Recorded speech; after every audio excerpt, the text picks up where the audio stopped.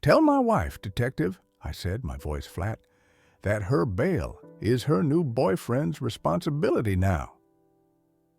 It wasn't the betrayal that surprised me. It was how predictably she walked into the trap. My name is Graham Whitaker, and for 52 years, I'd built a life around precision. As a private wealth advisor in Boston, my days were a meticulous dance of numbers, risk assessments, and the quiet art of protecting fortunes from the hungry hands of the world. The irony then was a bitter metallic taste on my tongue. I was watching my own fortune, my own life, being systematically dismantled by the woman who shared my bed. Sienna, my wife of 5 years, 31 years old. The age gap had once seemed inconsequential, something we papered over with expensive wine, shared aesthetics, and the illusion of emotional parity. But illusions have a way of dissolving under pressure. Hers cracked first under the weight of discontent, whispered promises, and digital flirtations. And I watched it happen with the detached clarity of a man who's seen too many financial disasters not to recognize when he's living inside one. The first tremor had been subtle, a barely perceptible shift in the emotional currents between us. Our marriage had cooled, yes, but I'd attributed it to the relentless grind of my work, the subtle fatigue of middle age, perhaps even the unspoken anxieties of a world perpetually teetering on the edge of financial uncertainty. Sienna had always been a creature of light and laughter, a vibrant splash of color against the muted tones of my disciplined existence. But lately, her laughter felt brittle, her light dimmed by a new, guarded quality in her eyes. She spent more time on her phone, her thumb a restless blur across the screen, a private smile playing on her lips that never quite reached her eyes when I asked what was so amusing. She'd started taking new yoga classes at a studio across town or attending charity events for causes I'd never heard her mention before. Each explanation was plausible. Each felt subtly off-key. You know, Sienna seems different, Eleanor Vance had said over our usual Tuesday lunch at the Union Club. Eleanor, a sharp-eyed architect and a friend since my first marriage, had a way of seeing through veneers. She'd known me through 2 decades of professional ascent and personal upheaval. A little distracted, maybe? Or is it just me? I'd waved a dismissive hand, a practiced gesture. Just work stress, Eleanor. We've both been burning the candle at both ends. But her words, a tiny shard of glass, had lodged themselves deep. Eleanor, bless her quiet perceptiveness, rarely spoke without reason. I'd dismissed her outwardly, but internally, the seed of suspicion, already planted, began to germinate. It wasn't long before the subtle shifts escalated into something more concrete, something that resonated with the patterns I recognized from my professional life. Sienna, who had always been content to let me manage our finances, suddenly developed a keen, almost aggressive interest in the mechanics of money. She'd ask about wire transfers, the security protocols on our joint accounts, the legalities of moving funds internationally. "Just curious, Graham," she'd say, her voice light, too light. "My friend Lena was talking about some investment opportunity in the Caymans, and it got me thinking." Caymans. The word hung in the air, a faint, acrid scent. My specialty, my very niche, was protecting high net worth individuals from exactly this kind of predatory scheme. I'd seen it unfold countless times. The charming stranger, the whispered promises of secret wealth, the insidious erosion of trust, culminating in the desperate attempt to siphon funds into untraceable offshore accounts. The irony was a tightening vice around my chest. I felt the first cold tendrils of resolve begin to snake through the initial heartbreak. This wasn't just about a cooling marriage. It was about something far more insidious. I didn't confront her. Confrontation was messy, emotional, and yielded little truth. Instead, I began to calculate. My first move was to quietly enhance the monitoring on all our shared accounts. Not just the standard bank alerts, but a bespoke system I developed years ago for high-risk clients. A digital tripwire network designed to detect anomalous patterns, unusual login locations, or suspicious transfer requests. Sienna had always found my paranoia amusing, my over-the-top security a quaint eccentricity. Now, it was my shield. "Marcus," I'd said one Tuesday morning, calling my junior analyst into my office. Marcus Thorne was young, sharp, and possessed a quiet loyalty I valued. He was also a digital native, fluent in the subtle language of data. "I need you to run a deep dive audit on the legacy Blake Family Trust account. Just a routine compliance check. But I want you to flag anything, however minor, that seems out of place. Any unusual inquiries, any access from unfamiliar IPs, even a typo in a transfer request." The Blake Family Trust was a small, almost dormant account, a remnant from Sienna's side of the family, which she rarely touched. It was the perfect, innocuous pretext. Marcus, ever discreet, simply nodded and got to work. A week later, he came back. "Mr. Whitaker, there was a query from an unfamiliar IP address last month, originating from a VPN in Miami. It was just a balance inquiry, but it was unusual for that account." Miami. The pieces were beginning to click into place with chilling precision. This wasn't just a random affair, it was a professional operation.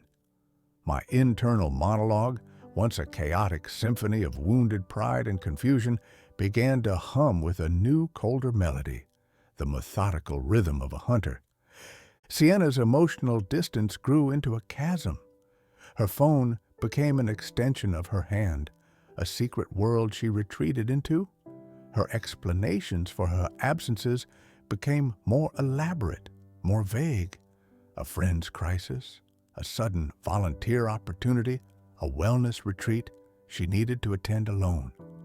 I watched, I listened, and I cataloged. Each lie was a thread, weaving a tapestry of deceit that was becoming alarmingly clear. I felt the quiet erosion of trust, like rust eating through steel. The man I was, the man who had built his career on anticipating betrayal, was now facing it in its most intimate form. There was a strange, almost clinical detachment to my observations. The heartbreak was still there, a dull ache beneath my ribs, but it was being slowly encased in a shell of cold resolve. This was no longer about saving a marriage, it was about dismantling a threat. My strategy was simple. Let her believe she was succeeding. Let her dig her own grave meticulously with the tools I had unwittingly provided. I began to subtly feed her misinformation, reinforcing the very security protocols that were designed to ensnare her. When she asked about the process for international wire transfers, I'd explain it in excruciating detail, highlighting the necessary layers of verification, the unavoidable delays, the mandatory flags for large sums. Each explanation was a brick in the wall of her illusion. My thoughts turned to Hayes. Detective Arthur Hayes, retired now, had been my mentor in the early days, a grizzled veteran of financial crime who taught me the art of forensic thinking. I called him, ostensibly for a friendly catch-up. "Arthur, it's Graham," I'd said, keeping my voice light. "Listen, I've been seeing some patterns in my practice lately. Clients being targeted by these new romance fraud rings, sophisticated stuff. I was wondering if you'd be willing to lend an ear, maybe bounce some ideas off you." Hayes, ever the bloodhound, picked up on the subtle tremor in my voice, the uncharacteristic vagueness. "Graham, You never call just to bounce ideas. What's really going on? I hesitated, then decided on a partial truth. It's closer to home than I'd like. I suspect my wife is being manipulated, possibly by one of these rings. I've been setting up a trap, but I need to make sure I'm legally watertight and that I can bring in the right people when the time comes. A long silence. Then Hayes's voice, low and serious. Graham, you know the drill. Evidence airtight. Don't move until you have the smoking gun, and when you do, call me. I've got contacts at the federal level who live for this kind of takedown. His words were a balm, a confirmation that I wasn't alone in this grim endeavor. The trap was no longer just a personal defense, it was becoming a public service. The summer months bled into autumn, each day a slow, agonizing tightening of the noose. Sienna's behavior grew bolder. I found what looked like forged signatures on minor authorization forms, attempts to gain access to specific, high-value funds that were, unbeknownst to her, already protected by layers of my digital tripwires. I allowed some of these smaller leaks to go through, just enough to build her confidence, to make her believe she was truly the mastermind. Each successful small transfer was a drop of poison, feeding her delusion. My ego, once so robust, felt like shattered glass pieced together with cold, clinical precision. The man who had prided himself on his judgment, his ability to see through deception, had been blind to the rot in his own home. But in that wounded ego, a new strength was forged, the cold satisfaction of long-game justice. This wasn't about lashing out. It was about calculating, controlling, and strategically reclaiming not just my fortune, but my dignity. Then came the day, the big play. Sienna had announced she was going on a spiritual retreat with a new group of friends she'd met through her yoga studio. She'd be gone for a week, somewhere remote, off-grid, a perfect window. The email arrived at 10:17 a.m., a request for a wire transfer of $3.5 million from our primary joint investment account to an offshore entity in the Cayman Islands. The authorization form attached bore Sienna's signature, a clumsy forgery that would have fooled no one but someone desperate to believe. The recipient account name was Oceanic Ventures Limited, a name that screamed shell company, a classic hallmark of money laundering. My system, the digital net I'd meticulously woven, screamed silently.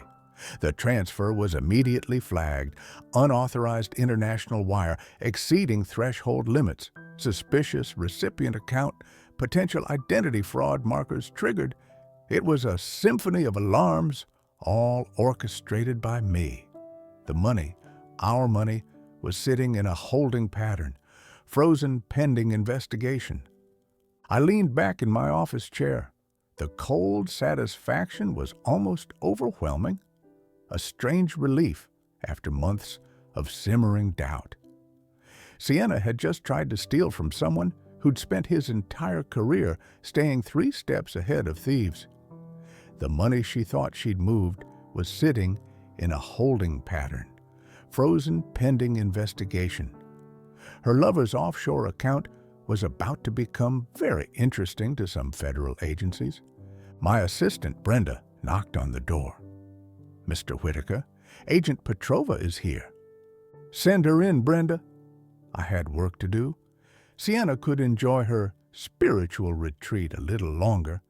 Agent Lena Petrova was everything I expected, sharp, emotionally detached, and razor-focused. She carried herself with the quiet authority of someone who had seen the worst of human deception and remained unburdened by sentiment. Hayes had made the introduction, and I'd spent the last week providing her team with the meticulously documented evidence of Sienna's activities, the digital breadcrumbs that led directly to Derek Callahan and, hopefully, to the wider network. "Mr. Whitaker," she said, her voice crisp as she took a seat opposite me. "Your intel has been invaluable. The patterns you identified, the specific account structures, it confirms what we've been seeing in other cases. This is bigger than we initially thought." She pulled out a tablet, swiping through images. Derek Callahan, 31 years old, no fixed address, multiple aliases.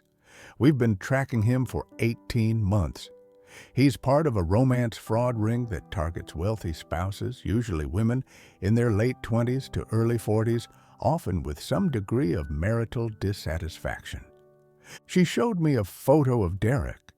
He was handsome in an almost generic, perfectly sculpted way. Magnetic, practiced, a predator disguised as a romantic. Sienna, my restless, beautiful Sienna, had walked straight into his web.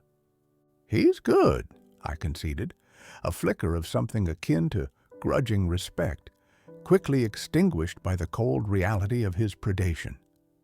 "He understood her vulnerabilities?" "They all do," Agent Petrova said, her gaze steady. "They profile their targets for months, sometimes years, through social media, public records, even casual conversations at social events. They identify the emotional voids, then fill them with manufactured affection and promises of a new, exciting life."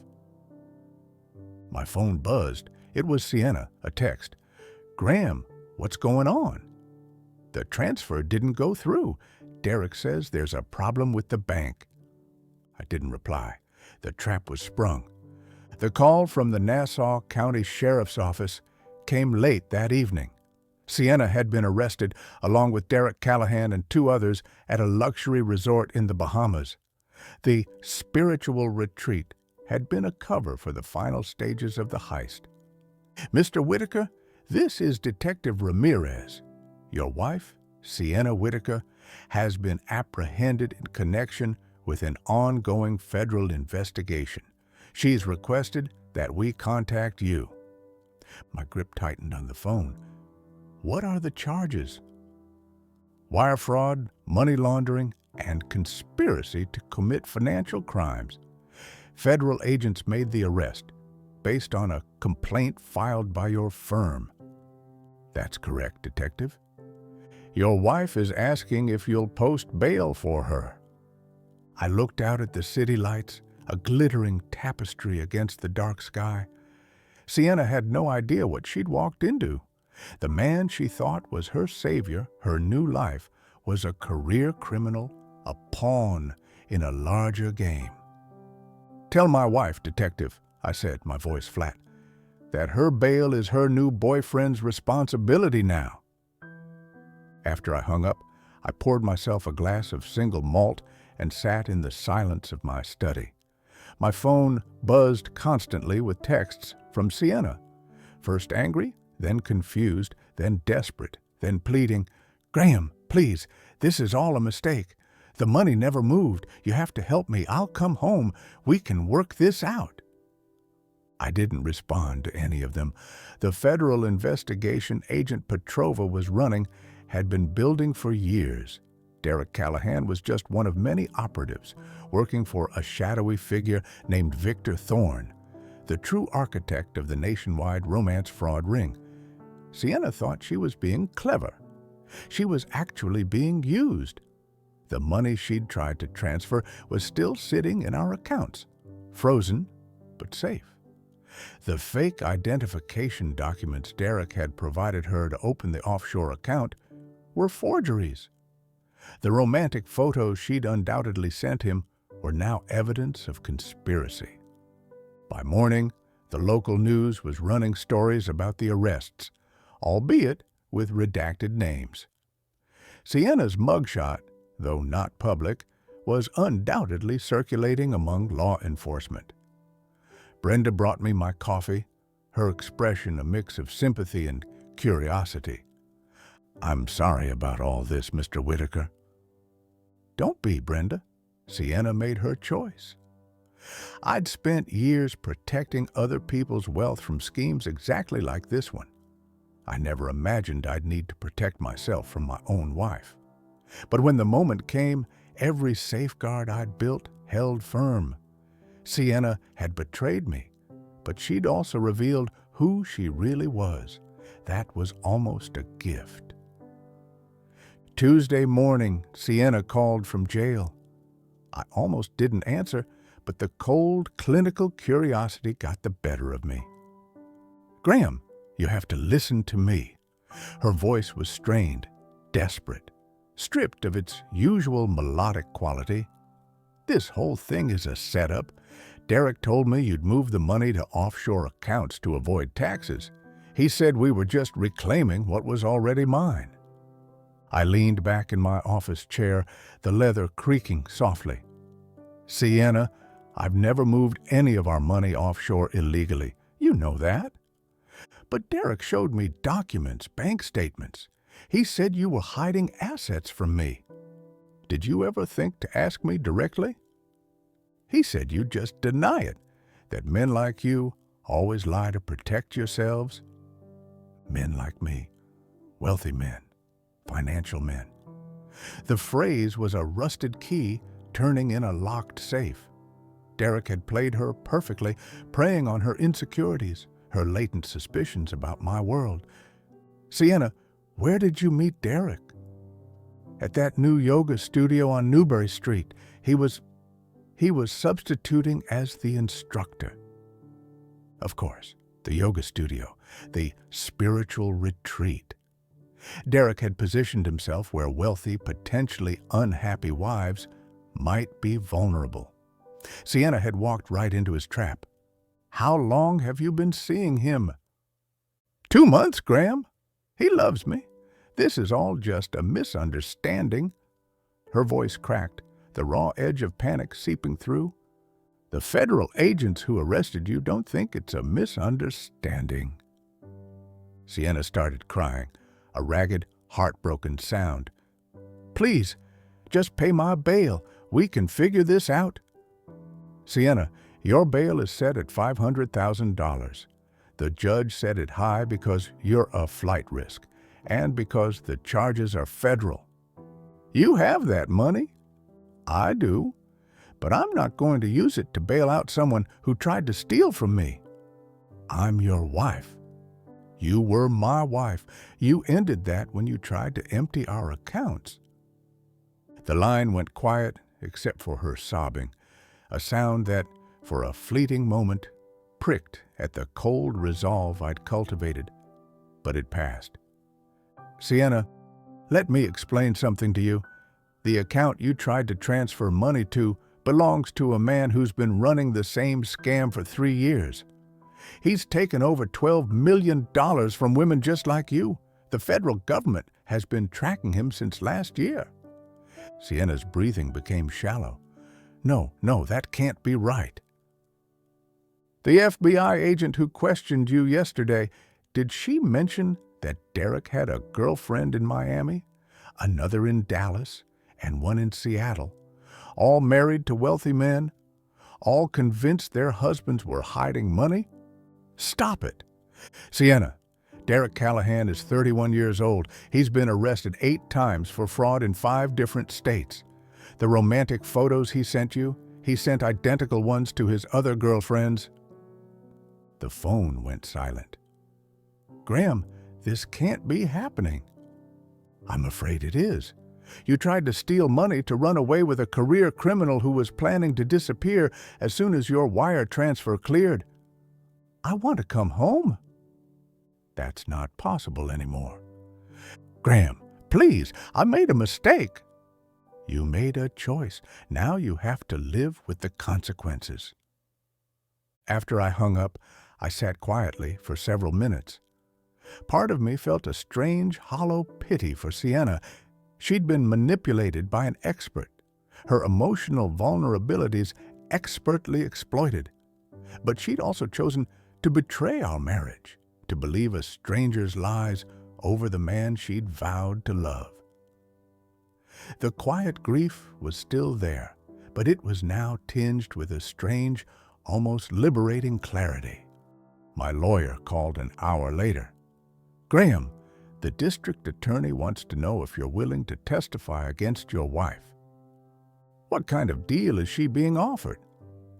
"Cooperation in exchange for reduced charges, but she has to provide everything she knows about Derek's operation, and if she doesn't cooperate, she's looking at federal prison time, potentially a decade." Sienna had one more choice to make.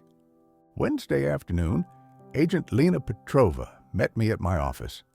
She spread several files across my conference table, the crisp white paper a stark contrast to the muted tones of my office. "Mr. Whitaker, your wife's case has given us a window into something much larger than we initially realized." "How so?"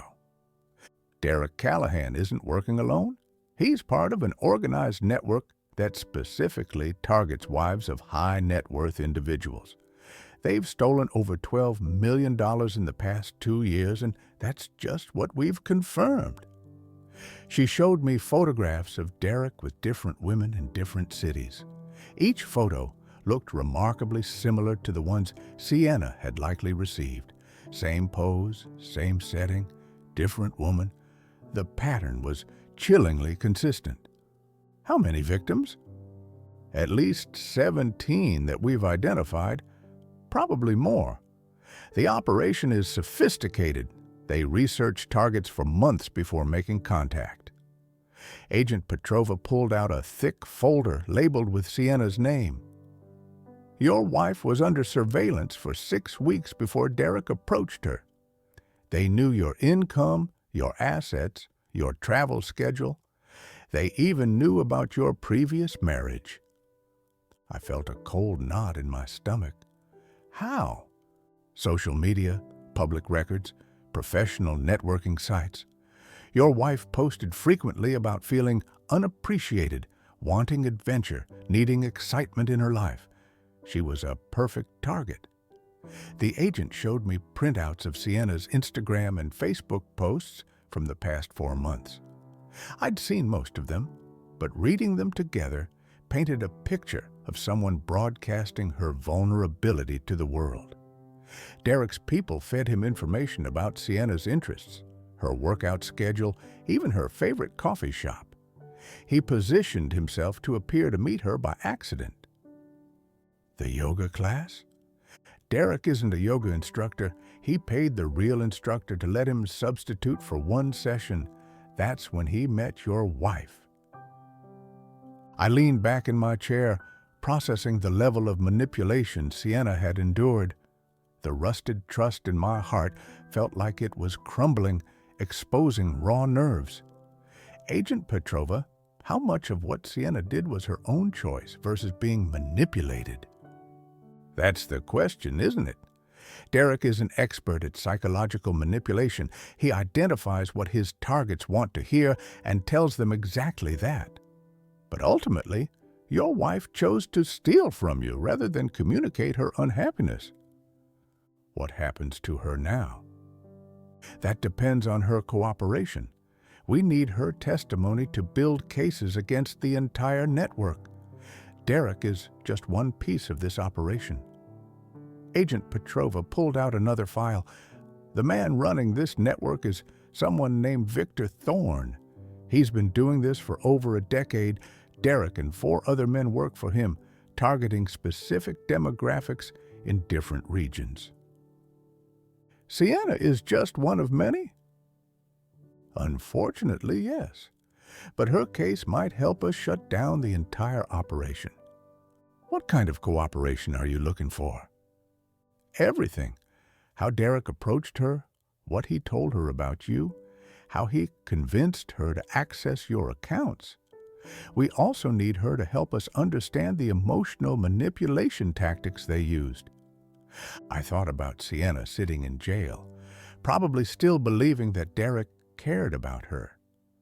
"Agent Petrova, does Sienna know the truth about Derek yet?" "We've told her some of it, but I don't think she's ready to accept that everything was a lie." "Will she cooperate?" I think so. The alternative is 10 years in federal prison. After Agent Petrova left, I sat in my office, the silence heavy with the weight of shattered illusions. Sienna had been lonely and vulnerable, but she'd also been willing to destroy our life together for a fantasy. I felt angry and sad at the same time, a strange, complex cocktail of emotions.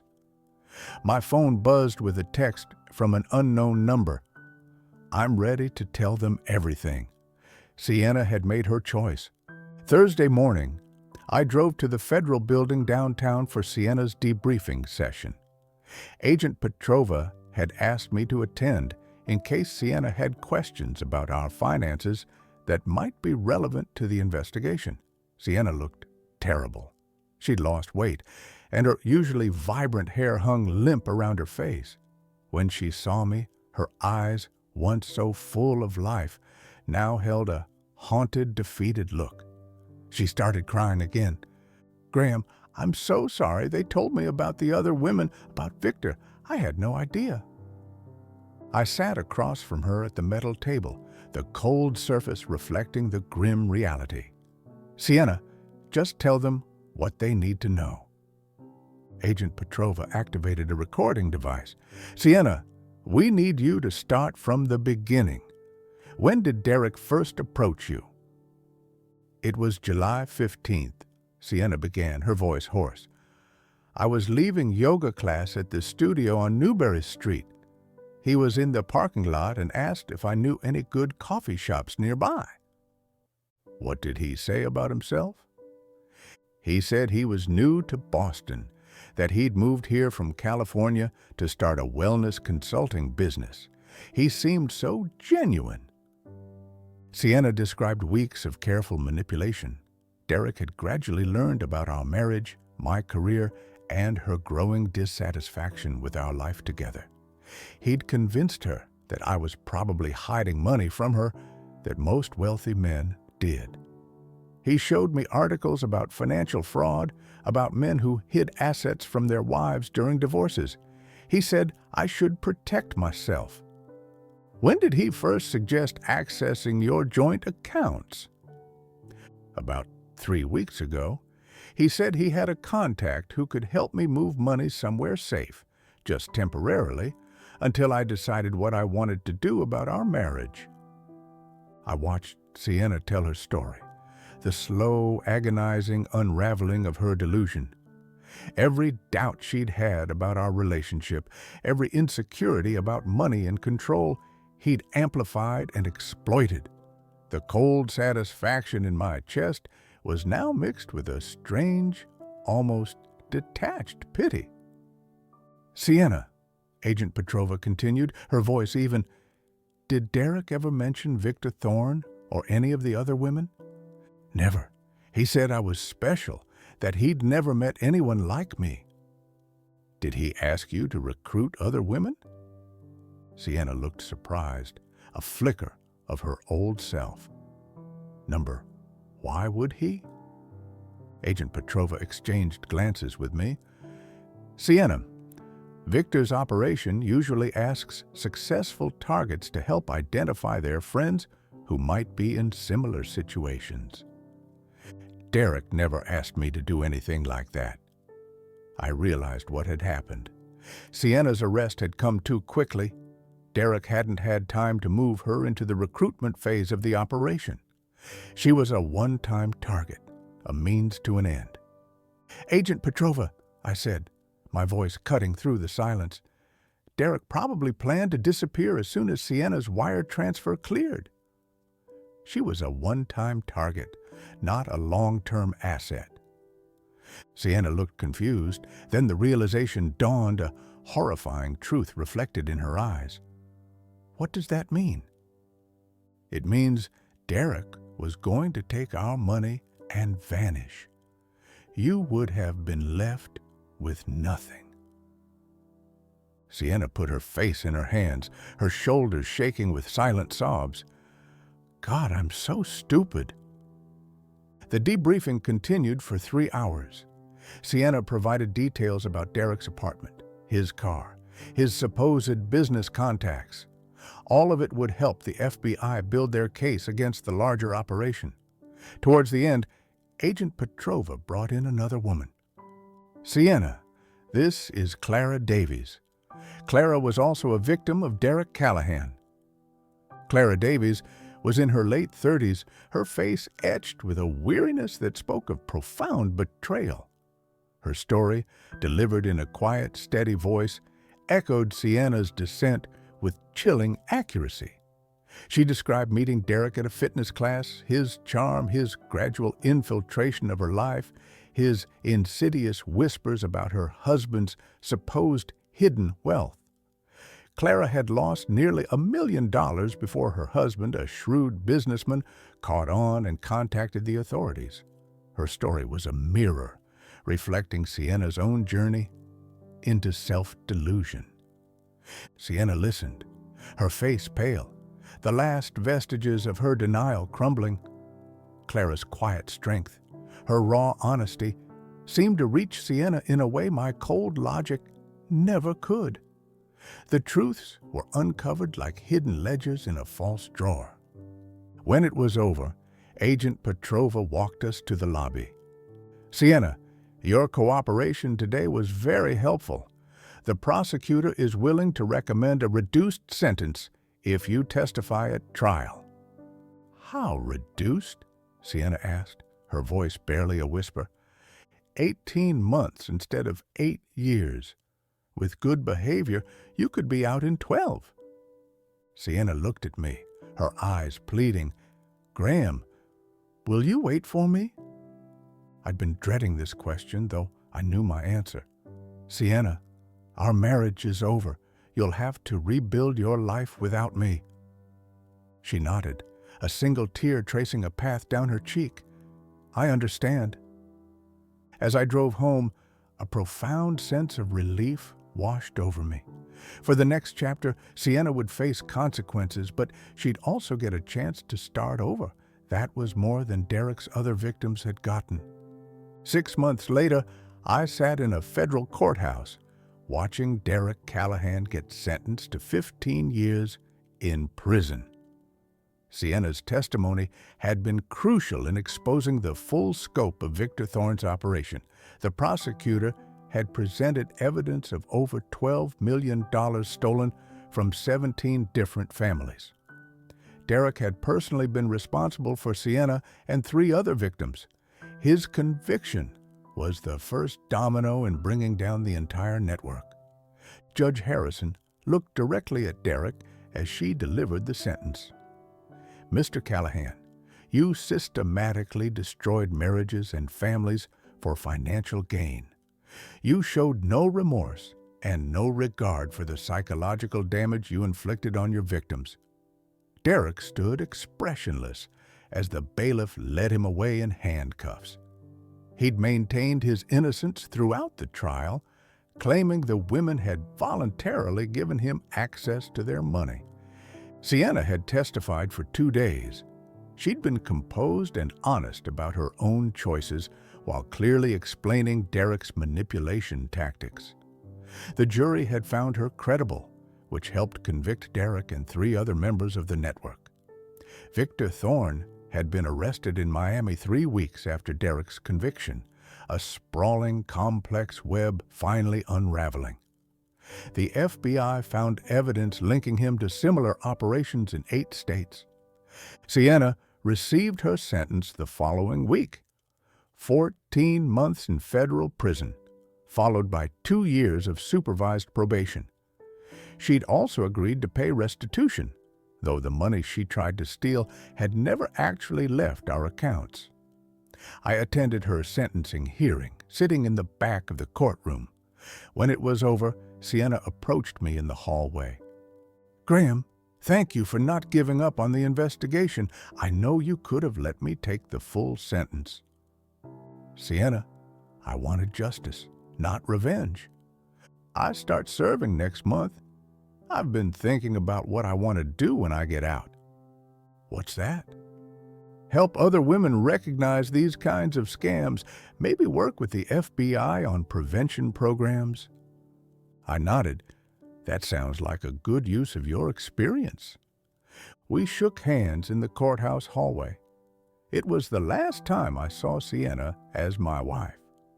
2 years later, I was reviewing quarterly reports for Whitaker and Associates when Brenda knocked on my office door. "Mr. Whitaker, there's someone here to see you. She says she's an old client." I looked up to see a woman I didn't immediately recognize. Then I realized it was Sienna. She looked healthy, confident, and completely different from the broken person I'd last seen in federal court. Her eyes, once haunted, now held a clear, steady gaze. "Hello, Graham. I hope you don't mind me stopping by." "Sienna, how are you?" "Good, really good. I wanted to thank you." "For what?" "For letting me face the consequences of my choices. I spent a lot of time in prison thinking about who I was and who I wanted to become." Sienna had served 11 months and been released early for good behavior. She'd spent the past year working with the FBI's Financial Crimes Division, helping develop educational programs for potential fraud victims. Clara Davies, I knew, was also involved in the program, finding purpose in her own recovery. "I'm getting remarried next month," she said, a soft smile on her lips, "to someone I met in my therapy group, someone who understands recovery and second chances. I'm glad you found happiness. Graham, I need you to know that what I did to you wasn't about money or Derek or anything he told me. I was unhappy with myself, and I blamed you for it. That was wrong. Sienna, we both made mistakes in our marriage. This one was all mine." After she left, I sat quietly for a while, thinking about forgiveness and fresh starts.